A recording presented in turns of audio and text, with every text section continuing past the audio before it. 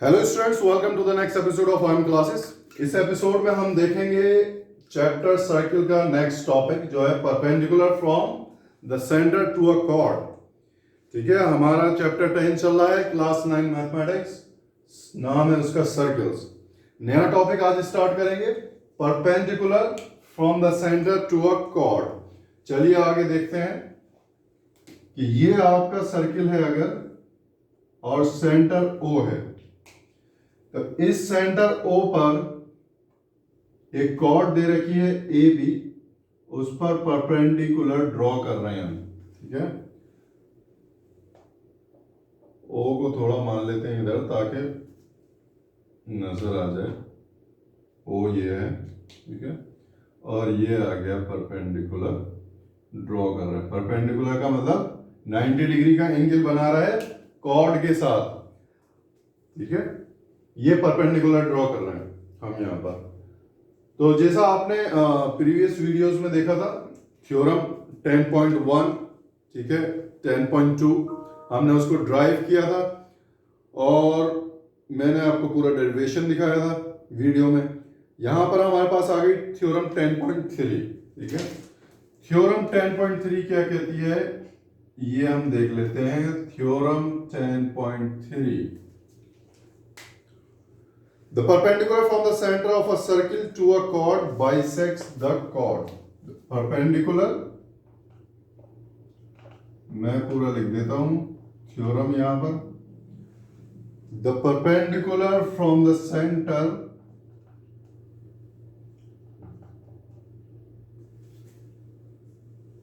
center of a circle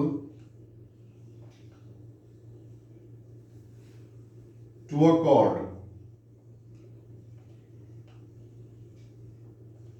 क्या करती है, वो परपेंडिकुलर लाइन वो बाइसेक्ट्स करती है कॉर्ड को। ठीक है, बाइसेक्ट्स द कॉर्ड। इसमें दो चीजें हैं जो देखने वाली हैं। एक परपेंडिकुलर है जो कि सेंटर से आ रहा है। ठीक है, परपेंडिकुलर लाइन जो कि सेंटर से आ रही है वो कॉर्ड को बाइसेक्ट कर रही है। ठीक है, ये कहती है आपकी थ्योरम। थ्योरम 10.3 कहती है एक परपेंडिकुलर लाइन जो कि सेंटर से आकर कॉर्ड के ऊपर परपेंडिकुलर बनता है, तो ये कॉर्ड जो है बाइसेक्ट करती है, आपके कॉर्ड को बाइसेक्ट करती है, दो इक्वल पार्ट में डिवाइड करती है। अगर मैं इसको M मान लेता हूं, पॉइंट को, पॉइंट M, तो देखिए इसको प्रूफ कैसे करेंगे, ड्राइव कैसे करेंगे। यहां मैंने OA कर दिया और OB को, ठीक है, कंस्ट्रक्ट कर दिया। कंस्ट्रक्शन हमारा कंप्लीट हो गया यहां पर। अब देखते हैं डेरिवेशन। ठीक है, डेरिवेशन देख लीजिए इसका कैसे होगा।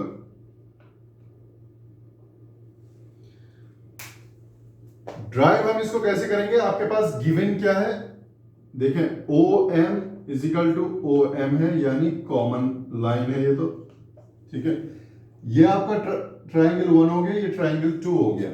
ठीक है, इस पूरे चैप्टर में हम ड्राइव करने के लिए दोनों ट्राइंगल को कॉन्ग्रुएंट अगर मान लेंगे, ठीक है, प्रूफ कर देंगे, तो हम आसानी से प्रूफ कर सकते हैं कि ये दोनों कॉर्ड की दोनों पार्ट जो है इक्वल है, यानी ये कॉर्ड बाइसेक्ट हो रही है परपेंडिकुलर से। ठीक है, हमें प्रूफ क्या करना है, हमें प्रूफ करना है कि AM is equal to MB, ये हमको प्रूफ करना है। ठीक है, ये प्रूफ जब होगा जब ये दोनों कॉन्ग्रुएंट ट्रायंगल हो जाएंगे और कॉन्ग्रुएंट ट्रायंगल के करस्पॉन्डिंग पार्ट्स जो होते हैं वो इक्वल होते हैं। तो कॉन्ग्रुएंसी प्रूफ करने के लिए देख लेते हैं हम कैसे करेंगे।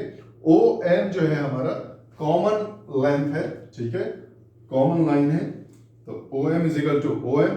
लेकिन OA जो है वो किसके इक्वल है, OB के। ठीक हो गया, OA इक्वल है OB के, यानी यह है रेडियस, इसलिए इक्वल है।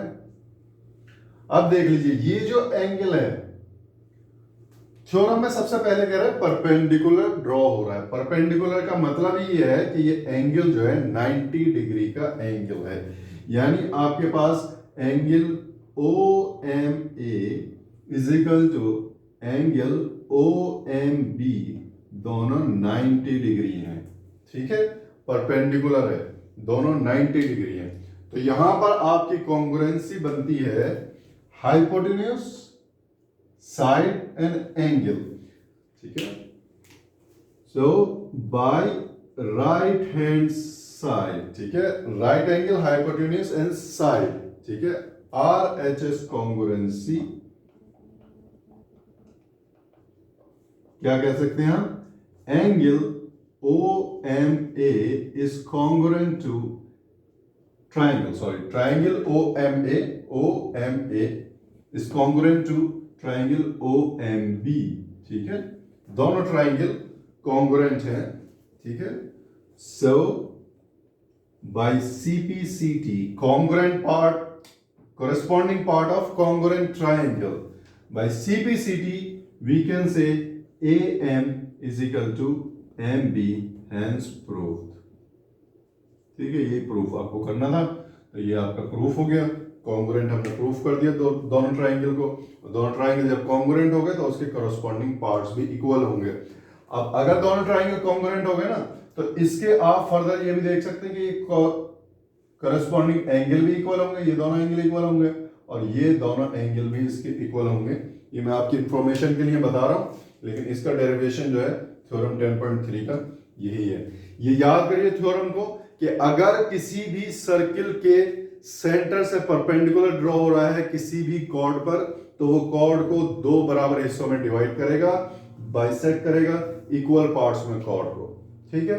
अब फर्दर हम देखेंगे थ्योरम 10.4 जो इसकी इनवर्स थ्योरम है, ठीक है, उसमें कहेगा कि कॉर्ड अगर दो हिस्सों में डिवाइड हो रही है किसी भी लाइन से, तो वो लाइन परपेंडिकुलर होगी, वो हमें प्रूफ करना है। चलिए आगे चलते हैं और देखते हैं 10.4। वीडियो को पॉज करके इसको उतार लीजिए सबसे पहले। अच्छा जी, अब आगे चलते हैं, थ्योरम 10.4 देखते हैं। 10.4 जो थ्योरम है वो कहती है the line drawn through centre of a circle to bisect a chord. एक लाइन ड्रॉ की है सेंटर से जो कॉर्ड को बाइसेक्ट कर रही है। कॉर्ड है आपके पास AB को बाइसेक्ट कर रही है वो, ठीक है। इसका मतलब AM is equal to MB है, ठीक है। कॉर्ड को बाइसेक्ट करने के बाद तो कह रहा है वो लाइन जो होगी परपेंडिकुलर होगी टू द कॉर्ड, ये लाइन परपेंडिकुलर होनी चाहिए टू द कॉर्ड, ये आपको प्रूफ करना है। चलिए ड्राइव करते हैं इसको, कैसे ड्राइव करेंगे देख लेते हैं, ठीक है। सबसे पहले आपको गिवन क्या है, AM is equal to MB, ये आपको है गिवन, क्योंकि लाइन जो सेंटर से आ रही है वो बाइसेक्ट कर रही है ऑलरेडी, इसमें कह रहा है थ्योरम में देख लीजिए, लाइन कॉर्ड को बाइसेक्ट कर रही है तो क्या होगी, परपेंडिकुलर लाइन होगी, ठीक है। ये तीन चीजें हैं और लाइन आनी चाहिए सेंटर से, ठीक है। ये चार चीजें बस ध्यान में रखने वाली हैं कि सेंटर से अगर लाइन आकर कॉर्ड को बाइसेक्ट कर रही है तो परपेंडिकुलर होगी। ये थ्योरम 10.4 है। 10.3 क्या थी कि परपेंडिकुलर अगर सेंटर से आ रहा है तो कॉर्ड को बाइसेक्ट करेगा। चलिए इसको ड्राइव कर लेते हैं। AM is equal to MB है, ये आपको दिया हुआ है, और खुदा भला करे आपका OM is equal to OM है, ये जो है कॉमन है दोनों में, ये 1 है ट्राइंगल, ये 2 है ट्राइंगल, ठीक है। OA is equal to OB है, बहुत ही आसान है ये रेडियस हो गए। तो कॉन्ग्रुएंसी यहां पर कौन सी लगेगी, साइड वाली, ठीक है। So by side congruency we can say triangle OMA is congruent to triangle OMB। अब आपके दोनों ट्राइंगल कॉन्ग्रुएंट हो गए, ठीक है। कॉन्ग्रुएंट हमने प्रूफ कर दिया दोनों ट्राइंगल को। अब देख लेते हैं, it means so by corresponding part of congruent triangle, ठीक है। So by corresponding part of congruent triangle we can say angle OMA is equal to angle OMB, ठीक है। ये वाले एंगल जो है ये इक्वल होंगे क्योंकि करस्पॉन्डिंग पार्ट है ये कॉन्ग्रुएंट ट्राइंगल के। अभी हमने ये एंगल जो है इक्वल प्रूफ किए हैं, लेकिन हमें प्रूफ क्या करना है, ये एंगल 90 डिग्री होनी चाहिए। जब ये एंगल 90 डिग्री होगा इसका मतलब OM जो होगी परपेंडिकुलर होगी। चलिए ये दोनों हो गए इक्वल। अब अगर आप यहां देखें, इसको कॉर्ड को मैं यहां ड्रॉ कर दूं, ये O है, ये M है, और ये लाइन आपकी AB है जो कि कॉर्ड है, ठीक है। तो sum of the angles on a line, straight line क्या होता है, एंगल का सम 180 डिग्री होता है, ठीक है, ये हमें पता है। Sum of angles on a straight line is 180 degree, ठीक है। तो यहां पर कितने एंगल बन रहे हैं, एक ही एंगल बन रहा है, एक ही एंगल बन रहा है, ठीक है। तो angle OMA plus angle OMB is equal to 180 degree, ठीक है। यहां से हमने देख लिया दोनों एंगल इक्वल हैं, यानी OMA प्लस एंगल OMA, इसको हमने रिप्लेस कर दिया OMA से, ये हो गया 180 डिग्री, दोनों का सम हो जाएगा, ट्वाइस हो जाएगा, तो एंगल OMA आएगा अपना 180 डिवाइड बाई 2 यानी 90 डिग्री, ठीक है। तो ये अगर 90 डिग्री हो गया तो ये भी हमारा 90 डिग्री हो जाएगा, हेंस प्रूव्ड। समझ में आ गया आपको?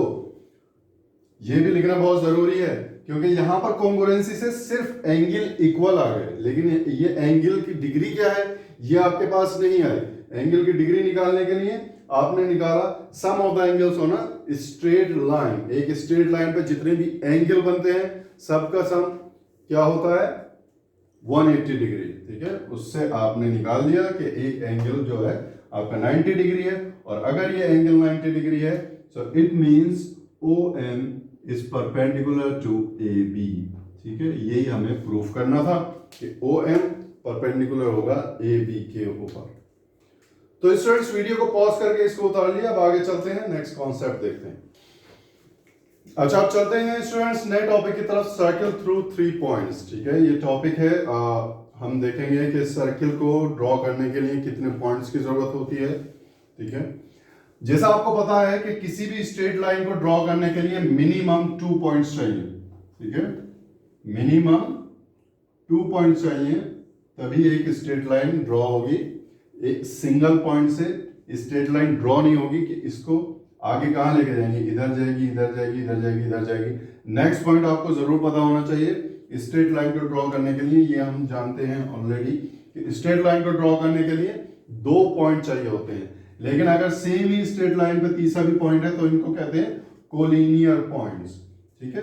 अब यहां देखते हैं कि सर्किल को ड्रॉ करने के लिए कितने पॉइंट चाहिए हमें, ठीक है।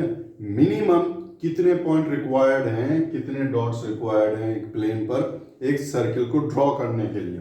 चलिए अगर मान लीजिए एक पॉइंट है, ठीक है, तो एक पॉइंट से कितने सर्किल ड्रॉ हो सकते हैं, ठीक है। एक पॉइंट से तो इनफाइनाइट सर्किल, ये पॉइंट है आपका P, ठीक है, इससे टच करते हुए इनफाइनाइट सर्किल ड्रॉ हो सकते हैं, ठीक है। इस सर्किल से लग नहीं रहे, ओवल से लग रहे हैं, लेकिन मैं सिर्फ बता रहा हूं आपको, मेरी ड्राइंग इतनी अच्छी नहीं है, आपको समझाना मेरा मकसद है सिर्फ। तो एक पॉइंट से तो इनफाइनाइट सर्किल ड्रॉ हो सकते हैं। अब देख लेते हैं 2 पॉइंट है मान लीजिए ये, ठीक है, ये 2 पॉइंट है, इन 2 पॉइंट से हम देखते हैं कितने सर्किल ड्रॉ हो सकते हैं। ये 2 पॉइंट में गए, ये 2 पॉइंट हो गए, ठीक है, ये 2 पॉइंट का सर्किल हो गया, ठीक है, और क्या हो सकता है, ये 2 पॉइंट का सर्किल हो गया, आई मीन सॉरी ये नहीं हुआ, दोनों पॉइंट सर्किल पे आने चाहिए, ठीक है, दोनों पॉइंट सर्किल पे आने चाहिए, ये 2 पॉइंट हो गए सर्किल के, ठीक है। तो एक सर्किल ड्रॉ नहीं हो पा रहा हमारा, ठीक है, इससे बहुत सा एक यूनिक सर्किल हमारा ड्रॉ नहीं हो पा रहा 2 पॉइंट से, ठीक है।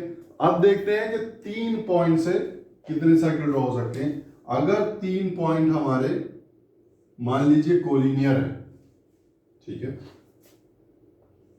तो 2 पॉइंट पर तो ये सर्किल आ जाएगा, ठीक है। तीसरा पॉइंट एक्सटीरियर रीजन में चला जाएगा, मैंने आपको बताया था, ठीक है। एक्सटीरियर रीजन क्या होता है, अगर यहां से ड्रॉ करना चाहें दूसरे सर्कल पॉइंट को टच करें तो ये वाला पॉइंट एक्सटीरियर रीजन में चला जाएगा। तो कहने का मतलब ये हुआ सिंपल कि 3 हमें ऐसे पॉइंट लेने कोलिनियर पॉइंट होने चाहिए, ठीक है। अब यहां देखेंगे हम स्टूडेंट्स, मैं इसको रब कर रहा हूं, इसको मिटा रहा हूं, ये आपको सिर्फ समझाने के लिए था कि पॉइंट 1 और 2 पॉइंट जो है उससे तो सर्किल ड्रॉ नहीं होगा, और 3 पॉइंट भी अगर कोलिनियर है तो सर्किल ड्रॉ नहीं होगा। अब देखते हैं 3 पॉइंट नॉन कोलिनियर है, ठीक है, ए बी और सी। 3 एक ऐसे पॉइंट है जो नॉन कोलिनियर हैं, जो कि डिफरेंट जगह पर हैं, एक ही लाइन पर नहीं है ये तीनों पॉइंट, ठीक है। अब हम देखते हैं कि इससे सर्किल हम कैसे ड्रॉ करेंगे। सबसे पहले हमने क्या देखा था कि एक कॉर्ड के ऊपर, ध्यान से तुम सुनिएगा, अगर कॉर्ड के ऊपर परपेंडिकुलर सेंटर से आता है तो कॉर्ड को बाइसेक्ट करता है। हम इन दोनों को मानेंगे कॉर्ड, मान लीजिए ए बी कॉर्ड है और बी सी भी कॉर्ड है। अब यहां पर हम कोशिश करेंगे इन कॉर्ड के ऊपर परपेंडिकुलर ड्रॉ करने की, ठीक है। यहां मान लिया, ये मान लीजिए परपेंडिकुलर है, ठीक है। अब इसका भी देखेंगे हम, ये एक परपेंडिकुलर है, ठीक है। अब ये परपेंडिकुलर जहां पर मीट कर रहा है, दोनों परपेंडिकुलर जहां पर कट कर रहे हैं उसको हम मान लेंगे O, ठीक है। ये परपेंडिकुलर, दोनों परपेंडिकुलर जहां पर कट कर रहे हैं उसको हम मान लेंगे O, यानी कॉर्ड जो है परपेंडिकुलर कट करेगा, बाइसेक्ट करेगा सेंटर पर। सेंटर पर बाइसेक्ट करने के बाद हम कंस्ट्रक्ट करेंगे OA, ठीक है। OA लाइन हमने कंस्ट्रक्ट इसलिए की क्योंकि ये हमारा अगर सेंटर हुआ तो ये पॉइंट हमारा आना चाहिए सर्किल पर। अगर ये पॉइंट सर्किल पर आना चाहिए तो centre to the circle, any point at circle is the radius. Radius की डेफिनेशन क्या थी? Radius is the line which is drawn from the centre to any point on the circle. ये radius की definition थी। तो ये हमारी हो जाएगी रेडियस OA, और इसको अगर रेडियस मान के हम यहां से ड्रॉ करना चाहेंगे एक सर्किल, तो ये एक यूनिक सर्किल होगा जो B और C को भी कट करेगा, ठीक है। यानी एक सर्किल को डिफाइन करने के लिए मिनिमम 3 नॉन कोलिनियर पॉइंट्स चाहिए, ठीक है। Non collinear points require to define और ड्रॉ अ यूनिक सर्कल, ठीक है। किसी भी एक यूनिक सर्कल को ड्रॉ करने के लिए या डिफाइन करने के लिए या प्लेन पे उतारने के लिए 3 नॉन कोलिनियर पॉइंट्स चाहिए, ठीक है। और इन्हीं 3 नॉन कोलिनियर पॉइंट्स को अगर आप मिला देंगे तो ये बन जाएगा एक ट्रायंगल ABC, ठीक है। और ट्रायंगल ABC में आपके पास OA, OB और OC जो है वो क्या है, ठीक है। ट्रायंगल में नहीं है एक्चुअली, OB, OC और OA आपके पास रेडियस है। यहां पर OA is equal to OB है, इज इक्वल टू OC है। ये सारी आपकी रेडियाई है सर्किल की, ठीक है। तो ये यहां पर दिखाना सिर्फ मकसद था कि मिनिमम 3 नॉन कोलिनियर पॉइंट चाहिए आपको सर्किल ड्रॉ करने के लिए, ठीक है। ड्रॉ कैसे करेंगे ये मैंने आपको पूरा कंस्ट्रक्ट करके बता दिया। कोई भी 3 नॉन कोलिनियर पॉइंट्स होंगे, मान लीजिए ये हैं, ठीक है, ABC अगर ये हैं तो यहां पर भी इस पर परपेंडिकुलर ड्रॉ करेंगे, इस पर परपेंडिकुलर ड्रॉ करेंगे, और परपेंडिकुलर जहां बाइसेक्ट करेगा वो सर्किल का सेंटर होगा, ठीक है। और उसको सेंटर मानते हुए आपके तीनों पॉइंट, किसी भी पॉइंट पर आप कंस्ट्रक्ट कर लेंगे रेडियस, ठीक है। किसी भी पॉइंट को रेडियस अगर मान लेंगे तो वहां से अगर सर्किल ड्रॉ करेंगे तो वो तीनों पॉइंट को टच करता हुआ जाएगा। ये हो गई डेफिनेशन सर्किल की। सर्किल को डिफाइन करने के लिए 3 नॉन कोलिनियर पॉइंट चाहिए। तो इसी कॉन्सेप्ट पर बेस है आपकी थ्योरम 10.5। थ्योरम 10.5 कहती है there is one and only one circle passing through 3 given non collinear points. Student video को पॉज कीजिए, आप थ्योरम 10.5 की तरफ चलेंगे। स्टूडेंट्स थ्योरम 10.5 कहती है there is one and only one circle, एक से ज्यादा सर्कल नहीं हो सकता, there is one and only one circle passing through three given non collinear points. तीन नॉन कोलिनियर पॉइंट से सिर्फ और सिर्फ एक ही यूनिक सर्कल गुजरेगा, एक ही यूनिक सर्कल पास होगा, और इस सर्कल को कहेंगे, this circle will called circum circle. ठीक है, सर्कम सर्कल ऑफ ट्राइंगल। ये ट्राइंगल एबीसी जो है ट्राइंगल बन गया। ठीक है, यहां पर ट्राइंगल एबीसी, तो इस ट्राइंगल का सर्कम सर्कल कहलाएगा। Okay, this unique circle, this circle is called circumcircle of triangle ABC. ठीक है, ट्राइंगल एबीसी का सर्कम सर्कल ये कहलाएगा, और इसका जो है centre of circumcircle is called circum centre.